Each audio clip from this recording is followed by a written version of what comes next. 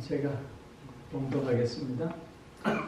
예수께서 거기를 떠나사 고향으로 가시니 제자들도 따르니라. 안식일이 되어 회당에서 가르치시니 많은 사람이 듣고 놀라 이르되 이 사람이 어디서 이런 것을 얻었느냐? 이 사람이 받은 지혜와 그 손으로 이루어진 이런 권능이 어찌 됨이냐? 이 사람이 마리아의 아들 목수가 아니냐? 야고보와 요셉과 유다와 시몬의 형제가 아니냐? 그 너희들이 우리와 함께 여기 있지 아니하냐 하고 예수를 배척한지라. 예수께서 그들에게 이르시되 선지자가 자기 고향과 자기 친척과 자기 집 외에서는 존경을 받지 못함이 없느니라 하시며 거기서는 아무 권능도 행하실 수 없어 다만 소수의 병자에게 안수하여 고치실 뿐이었고 그들이 믿지 않음을 이상히 여기셨더라. 아멘. 오늘 이 말씀을 의지해서 믿음으로 사는 삶이라는 제목으로 말씀을 드립니다. 찰스 다윈이요, 인간과 하등 동물과의 가장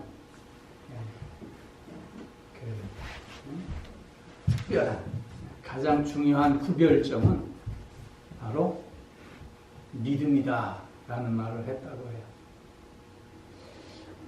아마도 이 말은 동물들은 본능에 의해서 움직이지만 그러나 우리 인간들은 사회적 존재, 관계적 존재이기 때문에 신뢰를 바탕으로, 믿음을 바탕으로 그 관계들을 유지해 가는 것을 아마 얘기하고 있는 듯 합니다.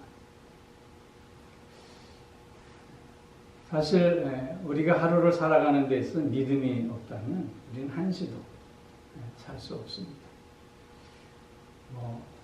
믿음의 대상이 무엇이냐를 논하기보다 우리가 여기 앉아 있는 것도 이 지붕이 무너지지 않으리라는 믿음이 전제되어 있게 여기 앉아 있는 것이지. 믿음처럼 중요한 것이 없습니다. 근데 또 믿는 도끼에 발등 찍힌다는 말도 있어요. 그것은 우리가 믿기는 믿었는데 결국 잘못 믿었다는 것을 경험하면서 하는 얘기인 것 같습니다. 믿음과 안다고 하는 것은 절대적인 관계를 갖고 있습니다. 알지 못하면 믿지 못하는 것이고 또 믿음을 통해서 우리는 더 많은 알을 가질 수 있게 되는 것입니다. 그런데 안다는 것에 대해서 우리가 한번 생각해 볼 필요가 있는데 무언가를 정확히 알고 믿는 것과 안다고 생각하고 믿는 것과는 너무나도 큰 차이가 있게 되는 것입니다.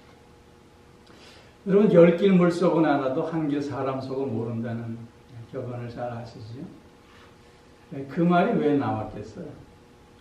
내가 너를 잘 안다고 생각했는데 어느 한순간 전혀 모르겠더라 라고 하는 깨달음 속에서 그런 말들을 하게 되지 않았나 싶어요.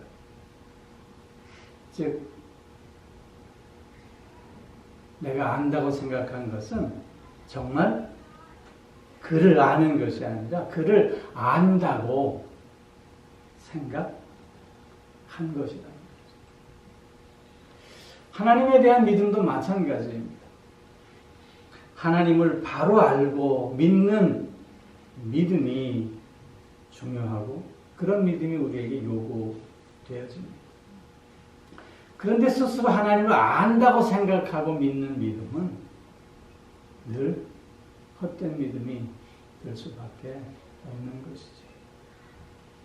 그렇게 우리는 덮어놓고 믿는 것이 아니라 늘 생명의 말씀을 열어놓고 믿을 수 있어야 하는 것입니다.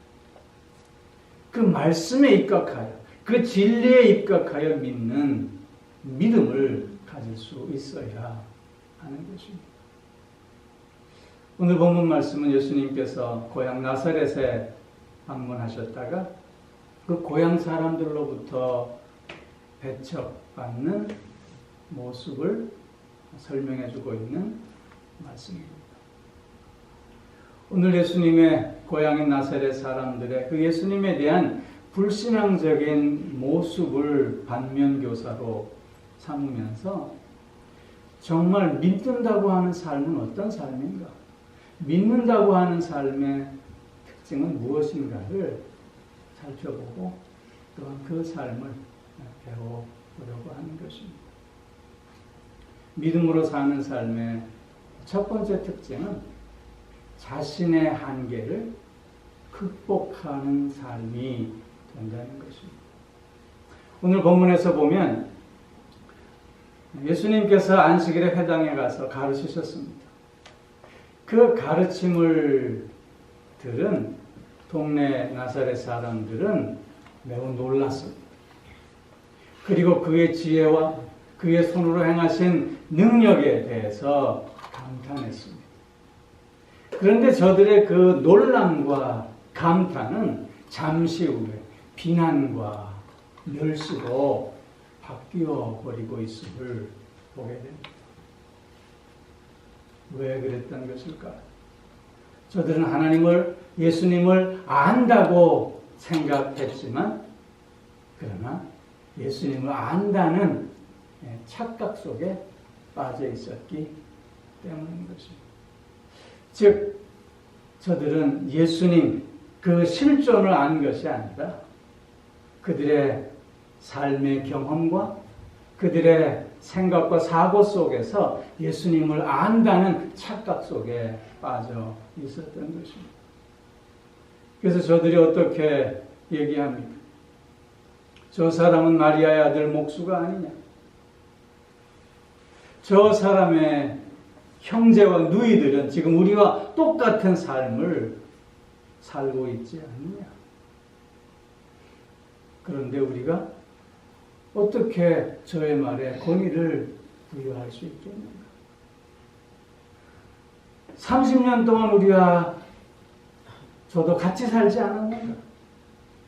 그 30년의 세월을 같이 한 동네에 보내면서 무슨 특별한 점을 우리가 발견하기라도 했던 적이 있었던가?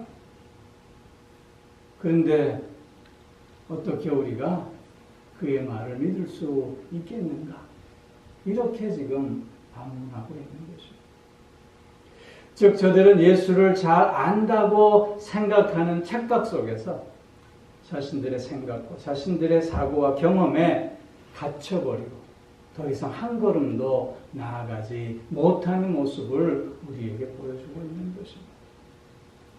그러나 믿음은 그런 것들을 넘어서게 한다는 것입니다.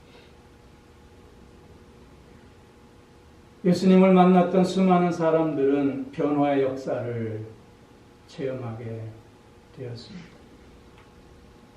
베드로를 보십시오. 내가 밤새도록 수고했지만 고기는 한 마리도 잡지 못했는데 예수님의 말씀에 의지하여 그물을 내리니 오른쪽에 그물을 내렸더니 엄청난 고기를 잡지 않습니다. 그 일 후에 베드로의 고백이 무엇입니까? 주여 나를 떠나소서 나는 죄인이로소이다. 사람들은 나를 누구라 하느냐? 너희는 나를 누구라 하느냐? 라는 예수님의 물음에 주는 그리스도시요 살아계신 하나님의 아들입니다. 라고 하는 고백을 드렸던 베드로 아닙니까? 베드로는 예수님을 만난 후에 그 삶이 변화되어졌음을 보여주고 있는 것입니다. 고기 잡는 어부에서 사람 낚는 어부로 그의 삶이 확장되어져 가고 있음을 우리는 확인할 수 있게 되는 것입니다. 믿음이라고 하는 것은 이처럼 우리의 경험과 우리의 생각과 우리의 사고의 틀에서 한 걸음 더 나아가게 함으로 나를 변화시키고 나를 더욱더 성장시켜 줌으로 말미암아 나의 삶이 확장되어지는 역사를 체험할 수 있게 해 준다고 하는 것입니다. 스데반은 믿음이 충만한 자였습니다. 은혜가 충만했고 지혜가 충만했던 자였습니다. 스데반의 특징을 한마디로 표현하면 충만한 사람이었습니다. 그가 순교하는 모습을 우리는 기억하지 않습니까? 돌에 맞아 죽어가면서 그는 하늘문이 열리고 예수님이 두 팔 벌려 자신을 영접하는 모습을 확인하게 됩니다. 그러면서 그의 고백이 어떻습니까? 자기를 향해 돌을 던지는 그들을 위해서 저들의 죄를 용서해 달라는 중보의 기도를 드리고 있지 않습니까? 스데반이 이런 놀라운 삶의 모습을 보여줄 수 있었던 것은 바로 하나님에 대한 믿음이었습니다. 즉, 믿음은 육신의 눈으로 보지 못하는 것을 보게 하고, 믿음은 육신의 귀로 듣지 못하는 것을 듣게 하고, 믿음은 우리의 이성과 우리의 경험으로 체험하지 못하는 것을 체험하게 한다는 것입니다. 그래서 히브리서 기자는 믿음은 보고자 하는 것의 실상이요, 보지 못하는 것들의 증거라고 말씀하고 있는 것입니다. 스데반은 그 믿음을 통해서 죽음의 공포로부터 자유로울 수 있었습니다. 스데반은 그 믿음으로 말미암아 자신을 향해 돌을 던지는 저들을 향한 그 미움에서부터, 그 원망에서부터 자유로울 수 있었습니다. 스데반의 믿음은 그의 삶을 극복하게 했고 그의 삶을 확장시켜 주고 있었다는 것입니다. 믿음으로 산다는 삶의 특징이 바로 이런 것입니다. 믿음은 나를 극복하게 합니다. 믿음은 나의 삶을 확장시켜 주는 것입니다. 오늘 이 믿음은 우리의 삶이 극복되어지고 우리의 삶이 확장되어지는 놀라운 이 역사를 체험하는 우리가 꼭 되어졌으면 좋겠습니다. 또 한 가지, 믿음으로 산다고 하는 것은 지혜롭게 사는 삶을 말하고 있습니다. 오늘 본문에서 보면 나사렛 사람들은 그들 나름대로 매우 합리적인 의문을 예수님께 표하고 있음을 보게 됩니다.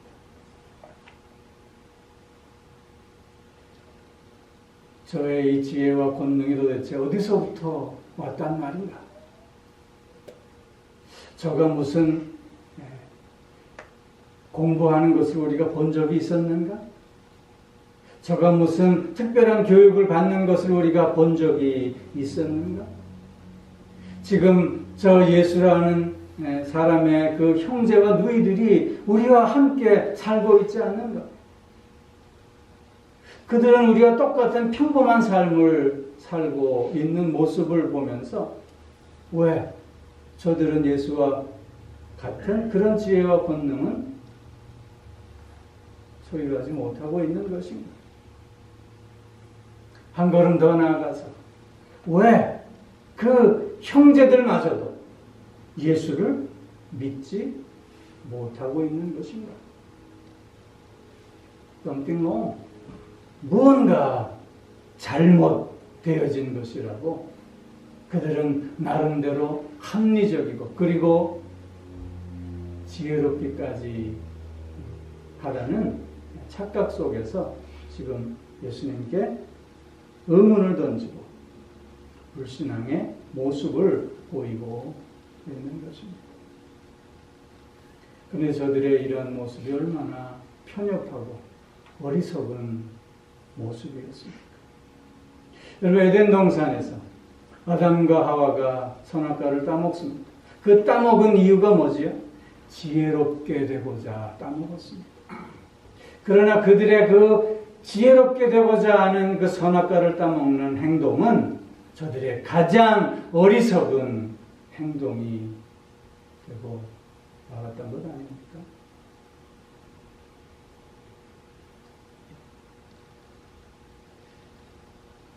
믿음으로 산다고 하는 것은 그래서 하나님 앞에 나를 내려놓는 삶,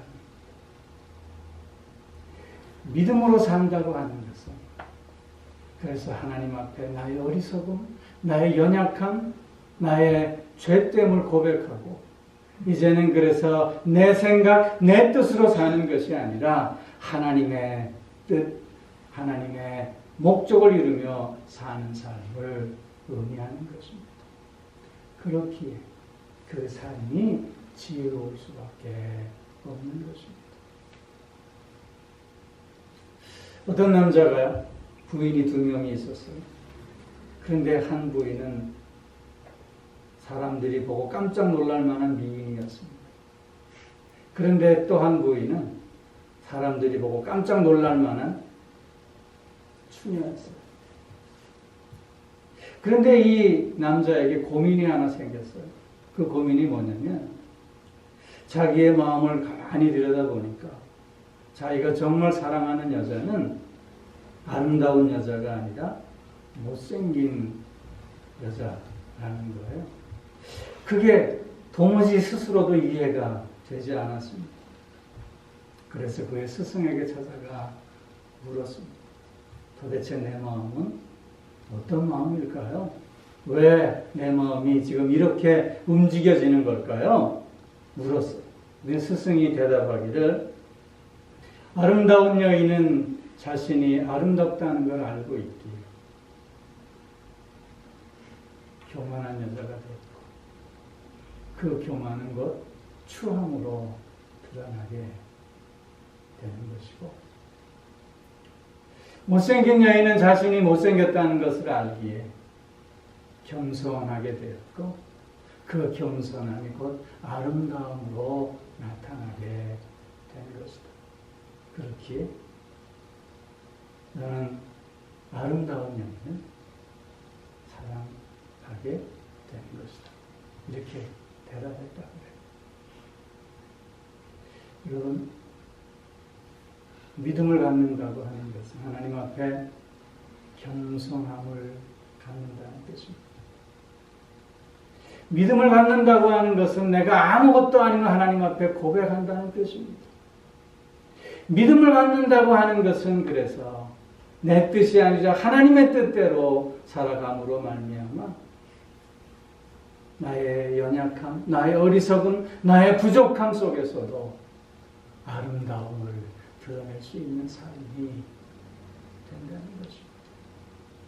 그렇기에 믿음의 삶은 지혜로운 삶이 될 수밖에 없다는 것입니다.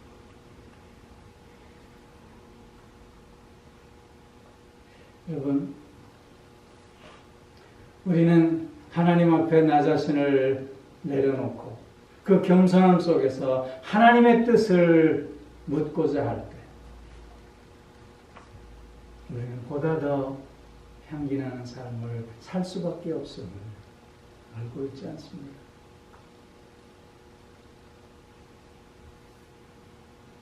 미워하는 삶보다 사랑하는 삶이 더 복된 삶이다. 저주하는 삶보다 내가 먼저 용서하는 삶이 더 복된 삶이다. 가지려고 하는 삶보다 나누는 삶이 더 아름답고 향기나는 삶이라고 우리는 하나님 앞에 고백하고 있지 않습니까? 이 고백대로 믿음을 갖고 우리가 살아갈 때 그 삶은 그래서 지혜로울 수밖에 없어지는 것입니다. 믿음의 삶은 지혜로워지는 삶입니다. 오늘 이 믿음으로 아름다움을 드러내며 더욱 지혜로운 삶을 누리고 나누는 우리들이 또한 되실 수 있기를 주의 이름으로 축원합니다. 한 가지 더는 믿음으로 사는 삶은 기적을 체험하는 삶입니다. 오늘 본문에서 보면 예수님은 더 이상 아무 능력도 행하실 수 없었고 오히려 몇몇 사람의 병자들만 고쳐주셨다고 본문은 기록하고 있습니다. 믿음이 없는 곳에서는 예수님은 능력을 행하실 수 없습니다. 아니, 능력을 행하실 마음이 없으셨던 것입니다. 왜냐하면 예수님은 그 당신의 능력으로 저들을 굴복시키거나 제압시키시길 원하지 아니하셨기 때문입니다. 다만 저들에게 자신의 태도와 자신의 행동에 대해 책임을 져야 함을 가르치기를 원하셨던 것이죠. 기적을 체험한다고 하는 것은 환희일 수밖에 없습니다. 감격이요, 기쁨이요, 찬송이요, 신비일 수밖에 없는 것입니다. 믿음이 있는 곳에서만이 기적이 일어납니다. 왜냐하면 믿음이 있는 곳에 주님이 계시기 때문입니다. 믿음이 있는 곳에 주님이 역사하시기 때문입니다. 믿음이 있는 곳에 주님이 함께 계시기 때문인 것이죠. 기적을 체험한다고 하는 것은 그래서 주님으로 사는 삶을 의미하는 것입니다. 여러분은 삶을 어떻게 바라보고 계시는지 모르겠어요. 우리의 삶을 늘 풀어내야 할 문제로 가득 찬 삶으로 보는지, 아니면 매 순간 느껴야 할 신비로 보는지 모르겠습니다. 우리의 삶을 매 순간 풀어내야 할 문제로 본다면 모든 것이 문제가 될 수밖에 없습니다. 남편이 있어도 문제야, 없어도 문제입니다. 자녀들이 공부를 잘하고 잘 나가도 문제요, 그렇지 못해도 문제예요. 사업이 때론 잘 돼도 문제고 안 돼도 문제예요. 교회가 부흥해도 문제고 교회가 점점 퇴락해져 가도 문제예요. 이것도 문제고 저것도 문제예요. 그런데 삶을 느껴야 할 신비로 여긴다면 매 순간순간이 하나님과 함께하는 시간이기에 기적이요 신비일 수밖에 없어지는 것입니다. 여러분, 애벌레가 땅을 기어갑니다. 그 애벌레 앞에는 작은 나무까지, 작은 조약돌 하나하나가 다 문제일 수밖에 없습니다. 그런데 그 애벌레가 나비가 되었습니다. 나비가 되어서 보면 애벌레일 때 그 문제들이 이제는 구경거리가 되어지고 마는 것입니다. 믿음으로 산다고 하는 것이 바로 이런 것입니다. 믿음으로 산다고 하는 것은 나비로 사는 삶을 말하고 있는 것입니다. 새로운 시각과 새로운 관점과 새로운 삶의 태도를 가지고 살아가는 것을 의미합니다. 믿음으로 산다고 하는 것은 그래서 매 순간 하나님으로 살고 매 순간 하나님의 기적을 체험하며 살고, 그래서 그 매 순간순간이 환희요 기쁨이요 감격이요 찬송이요 신비가 되어 줄 수밖에 없는 것입니다.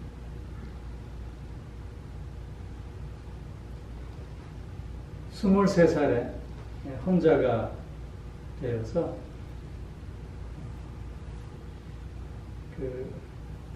혼자가 된 그 어머니의 유복녀로 태어난 딸이 있었습니다.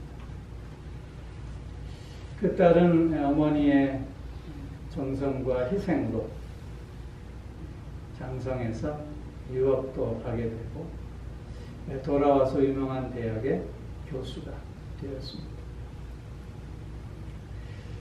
고등학교를 졸업하고 교회를 떠났던 딸에게 어머니는 기회 있을 때마다 간곡하게 권면했습니다. 하루는 그 딸이 어머니의 그 간곡한 권면에 못 이겨 함께 교회에 다시 나가게 되었습니다. 그런데 교회에 나가서 이렇게 저렇게 둘러보면서 그 딸의 마음은 실망감으로 점점 더 차게 되었습니다. 여자들이 모여서 하는 얘기를 들어보니 남자들 험담이 나고 장로라고 하는 사람이 처음 봤음에도 불구하고 입시를 청탁하고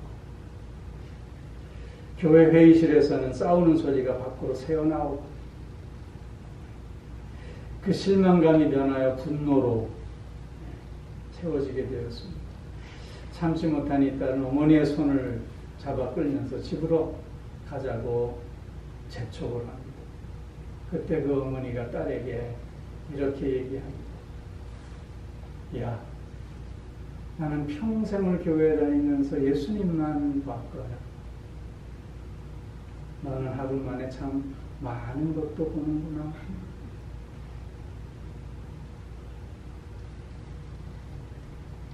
믿음이라고 하는 건 이런 것 아니겠습니까? 믿음으로 산다고 하는 건 바로 매 순간순간은 하나님의 역사하심을 바라보며 그 순간이 곧 기적의 현장임을 확인합니다. 내가 누리는 이 삶이 신비의 삶임을 고백하는 그런 모습 아니겠습니까? 믿음으로 산다고 하는 것은 나를 극복하며 나의 삶이 확장되어지는 것이요. 믿음으로 산다고 하는 것은 어리석음을 내려놓고 이제는 지혜로움으로 나아간다는 삶이에요. 믿음으로 산다고 하는 것은 매 순간순간 기적을 체험하며 하나님으로의 삶, 하나님과 함께하는 삶, 기쁨과 감격, 환희와 찬송, 그리고 신비한 삶을 산다고 하는 것입니다. 우리의 마음속에는 두 주인이 있다고 합니다. 하나는 나라고 하는 에고요. 하나는 하나님입니다. 나를 내려놓을 때 우리는 진정한 믿음의 삶을 살 수 있습니다.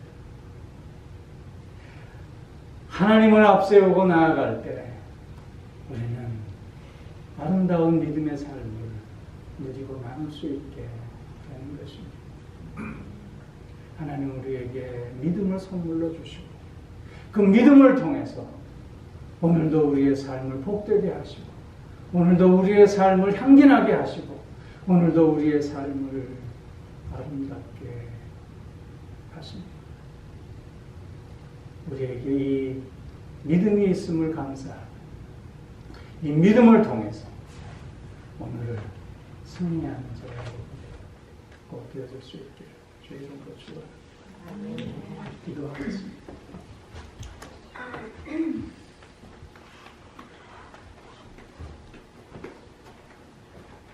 하나님을